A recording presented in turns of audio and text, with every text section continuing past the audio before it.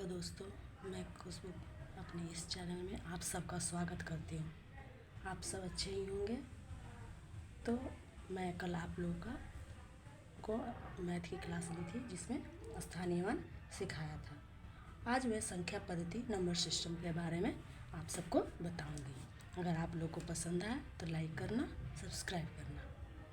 Okay बच्चों, ठीक है। तो क्या आज मैं पढ़ाने वाली हूँ नंबर सिस्टम। नंबर सिस्टम यानी संख्या पद्धति।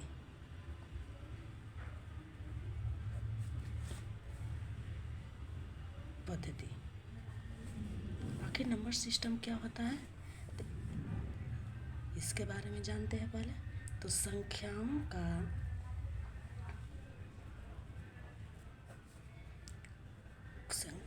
को दर्शाने वाले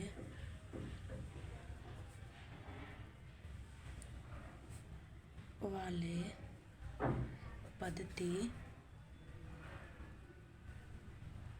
संख्या पद्धति कहलाती है।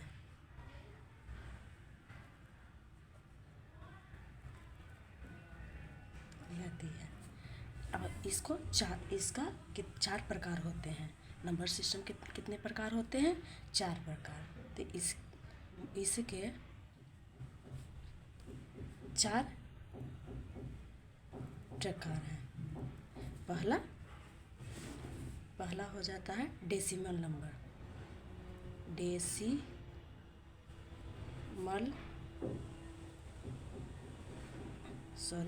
Number system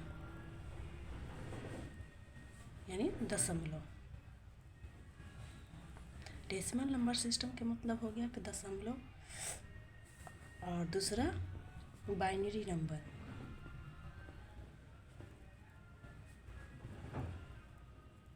binary number system यानी द्विआधारी। हिंदी में इसको द्विआधारी कहा जाता है। यानी यह जो है 0 1 होता है। द्विआधारी में बाइनरी नंबर जो होता है 0 और 1 ही होते हैं। दो ही बाइनरी नंबर में मात्र 2 मान होता है। और दशमलव में हो जाता है 0 2 1 2 3 4 5 डॉट अनंत संख्या है। डेसिमल नंबर में अनंत संख्याएं हो जाती है। लेकिन बाइनरी नंबर में 2 संख्याएं होती है, 0 और 1। तीसरा octal number. Decimal number dot dot दे देते हैं। आप लोग समझ जाएंगे कि इसका मतलब डॉट के मतलब नंबर हो गया, यहाँ सिस्टम हो गया। इसको कहा जाता है अष्टधारी। ये भी हो जाता है 0 1 2 3। ये भी मतलब कि प्राकृत संख्या की ओर से लगातार चली जाती है। आगे हो जाता है चौथा में हो जाता है हेक्सा डेसिमल। यहाँ भी डॉट डॉट दे देते हैं। इसको कहा जाता है हेक्सा डेसिमल। ये भी हो जाता है 0 से 1 से लेकर 9 तक, क्योंकि संख्या 9 तक ही होती है। और ABCD से लेकर पूरा Z तक ये हो जाता है हेक्सा नंबर। अब बाइनरी नंबर में मात्र 2 संख्या होती है, 0 और 1। ये दोनों संख्या से ही बाइनरी संख्या बनती है। आगे देखिए, इसको अगर मान लिया जाए कि जैसे पहला लेके चलते हैं। जैसे पहला क्या पढ़ना है? डेसिमल नंबर यानी दशमलव। क्या है दशमलव संख्या पद्धति क्या है, इसके बारे में बताते हैं। दशमलव संख्या पद्धति। अगर कुछ प्रॉब्लम हो तो कमेंट करके आप लोग पूछ सकते हैं। दशमलव संख्या पद्धति क्या है? तो इसे भी हम 2 भागों में बांट देते हैं। एक तो हो जाता है 2 भाग में। एक हो जाती है काल्पनिक संख्या, एक हो जाती है काल्पनिक संख्या, और दूसरा हो जाता है वास्तविक संख्या। यानी काल्पनिक संख्या क्या होती है? इस रियल नंबर और इमेजिनरी नंबर। इसको काल्पनिक संख्या को हम कैसे कर सकते हैं, तो ऐसी संख्या जिसके रूट में लगा हो, ऐसी संख्या जो रूट में लगा हो, ऐसी संख्या जो रूट में लगा हो। जैसे एग्जाम्पल देते हैं, एग्जाम्पल में हो जाएगा √-5, √-11, i बराबर √-1। ये सब जो है काल्पनिक संख्या होती है ये सब। और वास्तविक संख्या में होती है, काल्पनिक संख्या को छोड़कर जो सारी संख्या बच जाती है वही मेरा वास्तविक संख्या कहलाती है। जैसे काल्पनिक संख्या को छोड़ दिया, बाकी सब काल्पनिक संख्या को छोड़ देंगे, काल्पनिक संख्या को छोड़कर सारी संख्या क्या कहलाती है? सब कॉपी पेन लेके बैठे रहे, वास्तविक संख्या कहलाती है। क्या कहलाती है? ये जैसे में एग्जाम्पल अगर मान लिया जाए -4, 3, 2, -1, 0, 1, 2, 3 डॉट माने अनगिनत संख्या हो जाती। और एक चीज़ और है, जो वास्तविक संख्या जो हुआ, इसको भी हम दो भागों में बांट सकते हैं। एक हो जाता है परिमेय संख्या, एक हो जाती है अपरिमेय संख्या। ये वास्तविक संख्या में तो नॉर्मल जो काल्पनिक संख्या को हटा देते हैं तो बाकी सब वास्तविक संख्या बच जाती है। तो हम वास्तविक संख्या को भी हम दो भागों में बांट सकते हैं। एक हो जाता है, यहाँ से हो जाता है अपरिमेय संख्या, अपरिमेय संख्या, और दूसरा हो जाता है परिमेय संख्या। अपरिमेय संख्या जो होता है, जिसको हम प्रसार या अशांत या आवृत्ति होती है, वो संख्या जो है अपरिमेय संख्या कहलाती है। यानी इससे हम P/Q के रूप में, इसे P/Q के रूप में नहीं लिख सकते, नहीं लिखा जा सकता है। जो P/Q के रूप में नहीं लिखा जा सकता है, उसको हम क्या कहते हैं? अपरिमेय संख्या। एग्जाम्पल देखते हैं, जैसे √3 है। √3 को अगर हम इसको P/Q के रूप में लिखने की कोशिश करेंगे तो यह नहीं लिखाएगा, क्योंकि इसको अगर रूट हटाते हैं तो 1.7 हो जाता है, और 3 हर बार वही चीज़ आते रहते हैं, जिसको हम इसका Q/बटा के रूप में, यानी P/Q के रूप में, परिमेय के रूप में नहीं लिख सकते। इसीलिए इसे को अपरिमेय संख्या कहा जाता है। √11 भी हो गया। इस तरह से कई संख्या हो जाती है। और परिमेय संख्या वे संख्या है, इसे हम शांत, अशांत, शांत दोनों आवृत्ति होती है,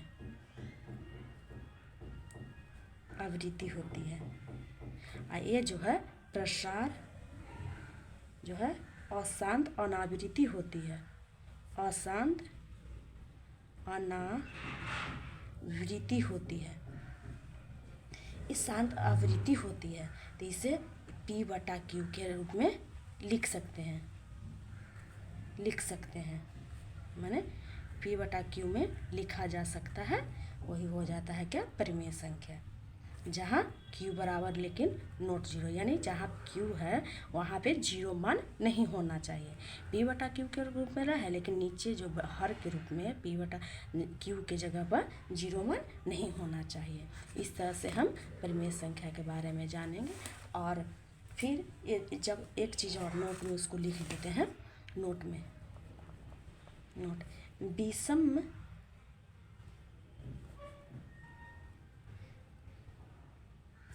विषम संख्या एक भी है। विषम एक को हम विषम संख्या भी कह सकते हैं।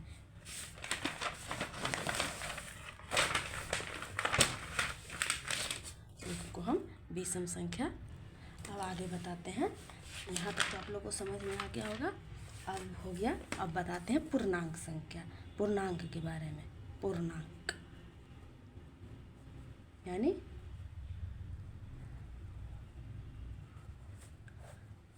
अब इसको तीन भागों में ये बांटा गया है, इसके तीन भागों में बांटा गया है। पहला धनात्मक पूर्णांक, इसको कहा जाता है ऋणात्मक पूर्णांक। इसको कहा जाता, ये तो न ही धनात्मक तथा न ही ऋणात्मक होता है।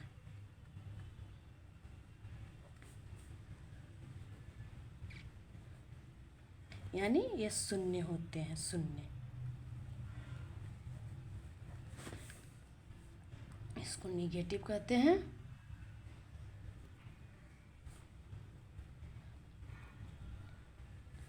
इसमें मान हो जाती है -1, -2, -3 डॉट अल्फा तकला, और ये हो जाता है पॉजिटिव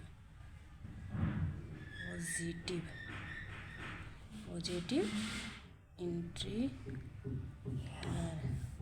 इसमें हो जाता है 1, 2, 3, 4, ये अल्फा तक जाती है, ये हो जाती है। यानी पूर्णांक धनात्मक भी हो सकते हैं, ऋणात्मक भी हो सकते हैं, और न धनात्मक ऋणात्मक, जो कि जिसको हम शून्य के रूप में जानते हैं।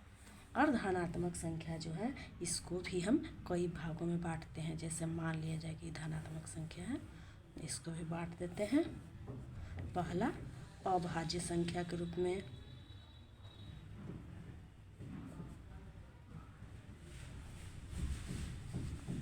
भाज्य संख्या।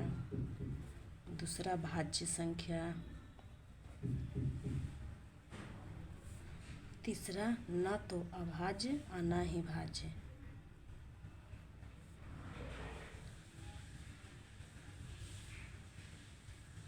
तो भाज्य संख्या किससे कहते हैं? भाज्य संख्या के बारे में हम बताते हैं आपको। ऐसी संख्या जिनका गुणनखंड केवल एक और जो वही संख्या से कटती है। जैसे वैसी संख्या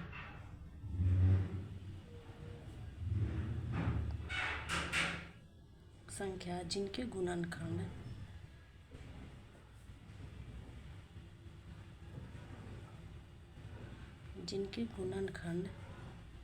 केवल एक तथा स्वयं होते हैं। जैसे मान लीजिए एग्जाम्पल में हो गया 2 जो कि 1 से कटता है और खुद 2 से कटती है। 3 1 से कटती है और 3 से कटती है। 5 1 से कटती है और खुद 5 से कटती है। 7 1 से कटती है और 7 से खुद कट जाती है। 11 हो गया, 13 हो गया, डॉट डॉट डॉट, इसी तरह से और संख्याएं हो सकती है। ये सभी क्या हो गई? अभाज्य संख्या, क्योंकि यह स्वयं से कट रही है और 1 से कट रही है। वैसी संख्या जो स्वयं से कटती है, माने जिनके गुणनखंड केवल स्वयं, इसको अगर मान लिया जाए इसके, तो कटने का मतलब है कि वह 1 से उसके में आती है। नहीं तो इसको गुणनखंड करेंगे तो इसको गुणनखंड करते 1 × 2 होगा, 1 × 3 होगा, 1 × 5 होगा, 1 × 7 होगा। यानी 1 आ रहा है और खुद वही संख्या आ रही है, 1 आ रहा है खुद वही संख्या आ रही है, 1 आ रहा है फिर वही संख्या आ जा रही है जो संख्या हम मान लिखे हैं। इसी को हम क्या कहते हैं? अभाज्य संख्या। भाज्य संख्या वैसी संख्या होती है जो 2 से भी ज़्यादा संख्या से कट सकती है। 2 से कम 2 से कटना चाहिए, उसी को हम भाज्य संख्या कहते हैं। ऐसी संख्या जिनके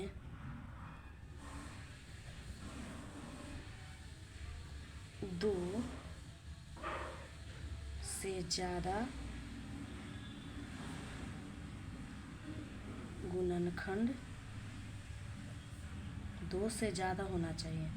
2 से तो ये कट ही रहा है, 2 को तो 1 और 2 से माने 1 से और स्वयं की संख्या से 2 को से तो कट ही रही है, लेकिन 2 से ज़्यादा होना चाहिए। यानी 3 या 3 से ज़्यादा भी हो जाए तो वह संख्या भाज्य संख्या होती है।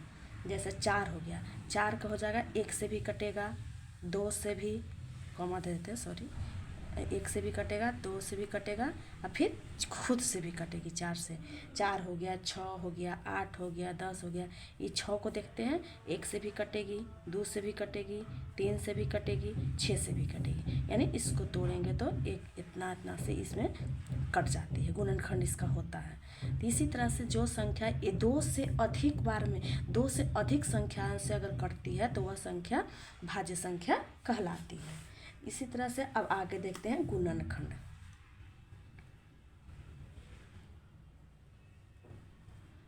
क्या गुणनखंड।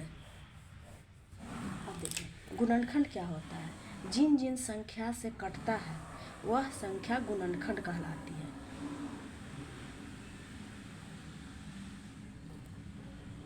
जिन जिन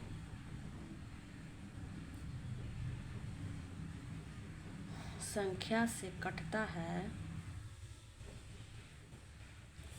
वह संख्या क्या कहलाती है, गुणनखंड कहलाती है। जैसे एग्जाम्पल देते हैं, जैसे 60 हो गया, 60 हो गया। 60 कौन कौन से कटेगी, 1 से 60 कट जाएगी, 2 से भी कटेगी 60, 3 से भी कटेगी 60, 4 से भी कटेगी 60, 5 से कटेगा, 5 से कटेगी, 12 25 60 है, 12 से 5 मरतबे या 5 से 12 मरतबे भी कटेगी।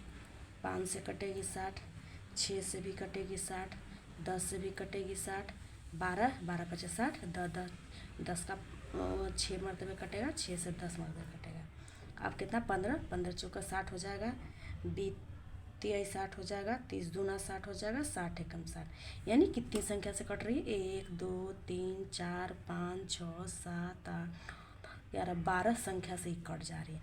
यानी वो संख्या जिन जिन से संख्या से वो कटता है वह संख्या गुणनखंड कहलाता है। यहाँ पे 60 थी तो 1 से कटी, 2 से कटी, 3 से कटी, 4 से कटी, 5 से कटी, 6 से कटी, 7 से तो नहीं कटेगी ना, 10 12 15 20 30 60 से कटा। इसी तरह से एक और एग्जाम्पल लेते हैं। मान लिया जाए कि हम लिए कितना 40 ले लिए, 40 ले लिए तो 1 से कटेगी, 2 से भी कटेगी, ठीक, 2 से कटेगी, 3 से नहीं कटेगी, 4 से कटेगी, 5 से कटेगी, 6 से कटेगी, 6 से नहीं कटेगी, 7 से नहीं, 8 से कटेगी, 10 से कटेगी, 12 से भी नहीं कटेगी, 13 से भी ना, 14 से भी ना, 15 से भी ना, 16 से नहीं, 17 से नहीं, 18 19 20 से कटेगी। एक और कितना से कटेगी, 20 के बाद 21 से नहीं, 22 23 24 25 26 ये सब से नहीं कटेगी, सीधे 40 से कटेगी। अगर हो सकता है एक आध वो छूट गया हो तो आप लोग कमेंट में बता दीजिएगा, लेकिन ऐसे मैं तो देख लूँ 1 से 2 3 से नहीं कट, 4 5 6 से नहीं, 6 से नहीं, इतना से कटेगी। इसी को हम क्या कहते हैं, गुणनखंड। इस तरह से आप लोग आंसर दीजिए 15 का दीजिए। 15 का कौन कौन संख्या से कटेगी बताइए।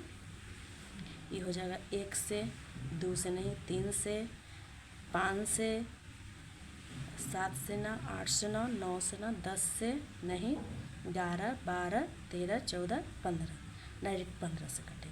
यानी इतनी संख्या से ये कट जाएगी। तो यही हो जाता है गुणनखंड। गुणनखंड का मतलब सीधा सीधी अर्थ निकालते हैं तो गुणनखंड का मतलब होता है कि वह संख्या जेकरा जिस पहाड़ा में वह उसका माना, जैसे 60 है तो कौन कौन ऐसा पहाड़ा है या संख्या है जिससे उसमें आती है। जैसे 2 से पढ़ेंगे तो आ जाएगी, जैसे 30 का पढ़ेंगे 2 मरतबे 60 आएगा, 20 का पढ़ेंगे 3 मरतबे 60 है, 15 चौका 60 आ गया, 12 25 60 आ गया, 10 25 60 आ गया, 6 60 आ गया, 6 10 60 आ गया।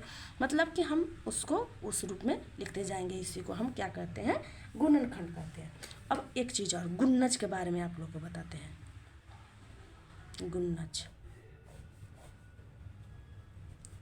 ये जो होता है ये पहाड़ा का गुन्नज होता है।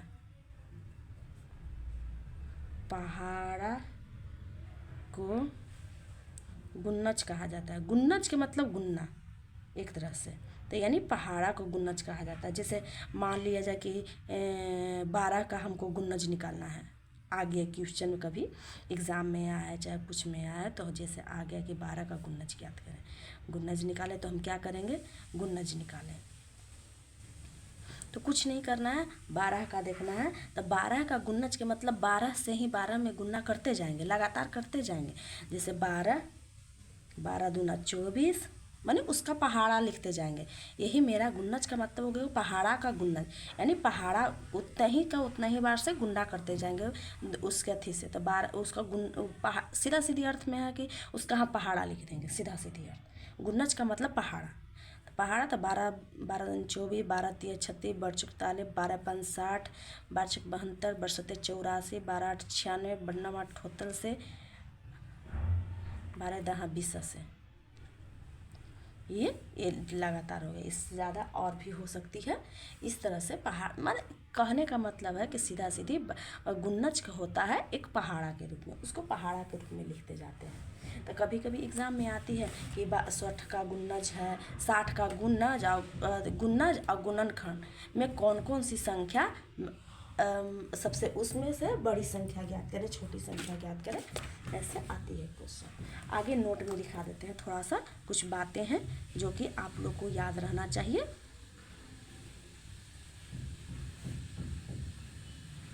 नोट में जैसे पहला दो जो है एकमात्र सम अभाज्य संख्या है, सम अभाज्य संख्या है। दूसरा आप लोग इसको VVI कर दीजिए, क्योंकि यह वेरी इम्पोर्टेंट है हर चीज़ के लिए, हर एग्ज़ाम के लिए, हर टॉपिक के लिए। ये जो हो गया सबसे छोटी अभाज्य संख्या, छोटी अभाज्य संख्या 2 है। तीसरा थर्ड में लिखते हैं सबसे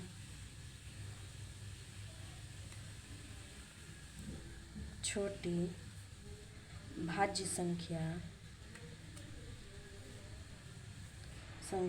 4 होती है।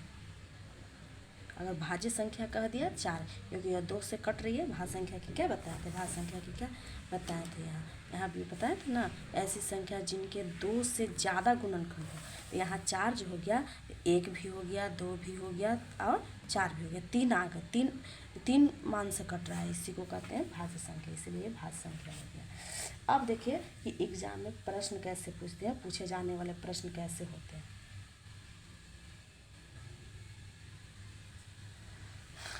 ये भी वेरी इम्पोर्टेंट है, क्वेश्चन आती है कभी कभी, पूछे जाने वाला प्रश्न आता है। जिसे मान लिया जाए कि पूछ देता है, मान लिया 120 लिख दिया, यहाँ 120 का कुल गुणनखंड, क्वेश्चन है ये, कुल गुणनखंडों की संख्या ज्ञात करें, ऐसा क्वेश्चन आता है। वेरी इम्पोर्टेंट है, इतनी इम्पोर्टेंट है कुछ कहने लायक नहीं। 120 की कुल गुणनखंडों की संख्या ज्ञात करें। तो इसको क्या करते हैं, कुछ नहीं, जैसे हम लोग गुणनखंड करते हैं, इधर बताते हैं थोड़ा सा। जैसे हम लोग गुणनखंड करते हैं 120 का गुणनखंड करते हैं तो कितना आ जाएगा 120 को। जैसे हम लोग इस तरह से गुणनखंड करते हैं, एलसीएम की तरह गुणनखंड करते हैं ना, ऐसे करके 2 से 60 कटा, 2 से 30 कटा, 2 से 15 कटा, फिर 3 से 5 कटा, इस तरह से। तो 120 बराबर यहाँ हम लिख सकते हैं ना, 2 गुना 2 गुना 2 गुना 3 गुना 5, इतना लिख देते हैं। तो इसको हम लिख सकते हैं, एक मिनट, एक और हाँ 3 ये हो गया, तो बराबर हो जाता है 2 के पावर क्या गो 2 है, 1 2 3 और गुना 3 के पावर 1 गुने 5 के पावर 1, इतना लिख सकते हैं। तो इसको ये गुणनखंड के रूप में इसको तोड़ते हैं, इस तरह से तोड़ते हैं। अगर नहीं आपको लोग को आता है तो ये सीख लीजिए, बस एलसीएम की तरह ही एक संख्या वाला, जैसे 120 हो गया, 160 हो गया, 60 हो गया, इस तरह से एलसीएम के रूप में इसको तोड़ के यहाँ पे लिख देते हैं। और उसके बाद देखते हैं कि कौन कौन, जैसे यहाँ 2 है तो 2 है से 3 बार है, तो उसको घात के रूप में लिख दिए। इतना लिख देते हैं, पावर के रूप में लिख देते हैं। अब क्या करते हैं, अगर गुणनखंडों की संख्या अगर ज्ञात करने के लिए कहता है तो कुछ नहीं करना है, इसके पावर का मान जितना रहता है उसको एक बढ़ा देते हैं, एक जोड़ देते हैं, उसके पावर में क्या करते हैं, एक जोड़ कर उसको एक से गुना कर देते हैं। जैसे यहाँ पर ही है तो यहाँ पे इस 2 के पावर कितना है, 3 है, तो 3 यहाँ लिख देंगे, उसमें एक जोड़ देंगे, एक जोड़ देंगे और फिर यहाँ पे इसको जोड़ देंगे और इसको कोष्ठ में लिख के गुणा का चिन्ह। इसके पावर कितना है, 1 है, एक जोड़ फिर एक जोड़ देंगे, क्योंकि जितना पावर रहेगा उसमें एक जोड़ के उसके बाद मल्टीप्लाई कर देंगे। इसके अति बेस से हमको कोई मतलब नहीं, हमको इसको घात से लेके चलना है, ठीक ना। तो इसमें कितना है, 3 है, 3 में एक जोड़ दिए तो अब फिर 3 के पावर 1 है तो इसका पावर हम ले लिए तो 1 और 1 अपने मन से जोड़ दिए, फिर 5 है, इसके पावर 1 है तो बीच में गुना का गुना हो गया और यहाँ 1 + 1 लिख दिए। अब इसको जोड़ते हैं तो ये हो जाता है 4, बीच में गुना, ये हो गया 4, सॉरी यहाँ 2 और गुना यहाँ हो जाएगा 2। अब इसको हम मल्टीप्लाई कर देते हैं, 2 चौका 8, 8 दूना 16, तो यही मेरा 16 हो गया। यानी 120 का गुणनखंड, 120 के कुल गुणनखंड जो हो गया, कुल गुणनखंड 16 है, यही मेरा आंसर आ गया। इस तरह से मतलब कि हमको बेस से कोई मतलब नहीं है, जितना आता है ऊपर घात के रूप में उसी को हम उसी में एक जोड़ के सबको हम क्या करते हैं, गुणा कर देते हैं, वही मेरा आंसर आ जाता है। अब सेकंड क्वेश्चन देखिए, सेकंड क्वेश्चन जैसे कुल विषम संख्या, कुल विषम गुणनखंडों की संख्या ज्ञात करें। अगर जैसे तो यहाँ तो नॉर्मल हो गया, कुल गुणनखंड संख्या ज्ञात करना है। अब यहाँ विषम गुणनखंडों की संख्या ज्ञात करना है, तो क्या करते हैं कि यहाँ पे कुछ नहीं, इसको भी उसी तरह से जैसे मान लीजिए कि 120 का ही ले लेते हैं ताकि आप लोग को समझने में आसान हो। तो इसका गुणनखंड किए थे तो कितना आ गया था, 2 गुना, यही ना गुणनखंड किए थे, जो ये ऊपर वाला किए थे यही गुणनखंड है। तो इसी के रूप में इसको लिख देते हैं पहले, 2 गुने 3 5, इसका पावर हो गया 3 गुने 3 और गुने 5, इसका पावर 1 है।